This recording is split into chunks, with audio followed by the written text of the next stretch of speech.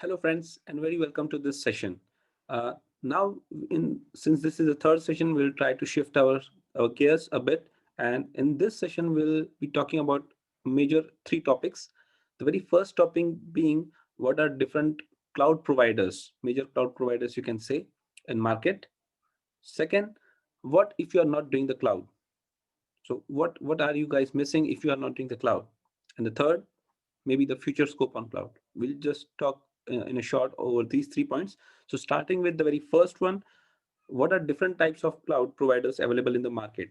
So Amazon is the leading one. Amazon started exploring this space. So Amazon, of course, has a major market share in this space.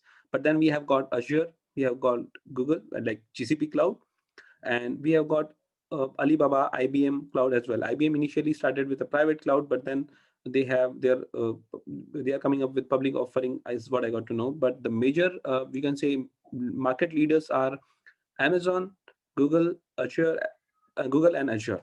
So these are the three market players, you can say. Alibaba is also catching up. So in this sessions or in upcoming discussions, I would be discussing more on Amazon. That is where I have my core expertise in. But these are the major cloud providers.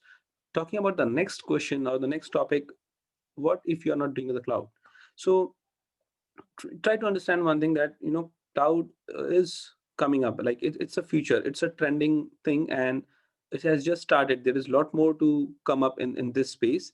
But there was this article when I read in back in 2008 that companies won't be able to offer reasonable solution if they don't adopt cloud. This is something I read back in 2008, and that is really true these days. We can see that. So in the last session, I explained how my time to market is reduced if I, instead of choosing the traditional architectures, if I go with the cloud. So you can understand how you can, launch your product with a better time to market using this cloud services, and how you can scale up. So it's not only starting your company, but there are a lot more challenges of scaling up and adapting to the new technology. And again, whatever boxes you have in the maintenance mode, you can scrap easily those on cloud rather than those being on your physical infrastructure or data center, something that you are managing on your own.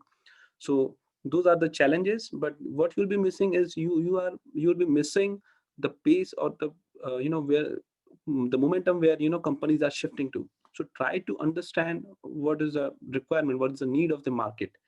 So cloud is where the world is heading to. We are using cloud services, but we don't realize it. So the very fact that you are using Android and smartphones, which has got G Drive and all your, where or you can save all your pics or maybe your files, all the you can say audio files that you are sharing or the apps that you are using, those have those, I mean, the audio files or the videos are stored on cloud. So we have been using those services. So this is something we'll have to adapt. And I think there was one phrase that I read somewhere on LinkedIn, and it would give the gist of what I'm trying to explain here. Uber yourself before you get Kodak.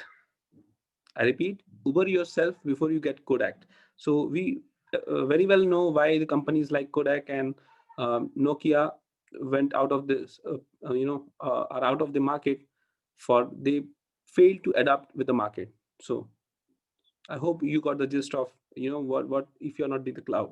So make sure you are into some niche. If not necessarily if you're in cloud, but make sure you have some niche in a your expertise in some niche market. So that's what I had to explain for this point. Talking about the future scope of cloud, like I said, companies, if you are a company that has got their infrastructure on cloud, you'll be able to offer more reasonable solutions. You'll be able to offer kind of scale up easily. You can adapt to new technologies fast. You see, AI and ML are the upcoming technologies, and all three major market leaders like Amazon, GCP, Google are competing in this space. So of course they would soon come up with many new products as well. So as a company, you should be even ready to adapt with the new technology. Today it might be cloud, or I mean AI and ML. Tomorrow we will have more new technologies. The base, I mean, those are hosted on cloud. So of course cloud is a base right now, is what I can see. So that is important thing. Your time to market, like I said, is reduced. And believe me, the journey has just begun. This is not the end. The journey has just begun, and there seems to be an exponential growth in this space. In fact, this companies need experts in this area. We don't have experts right now, and moreover, the requirement in the market is huge right now. The expectation is like the engineer or professional with 2 to 4 years or even 8 years experience should have expertise in all three cloud structures, like um, Google, Azure, and Amazon, which is very difficult to find in the market. So to give you an idea, you can start with one cloud. Don't get overwhelmed with this different cloud providers. You can start learning with one cloud and then gear upon others cloud. So for example, if you know about Amazon, which is something I'll be covering this phase, so storage, which is called S3, simple storage service, in Amazon is called Blob in Azure. So if you understand one architecture or one cloud platform very well, you would be, it's all the change in terminologies that you'll have to adapt to.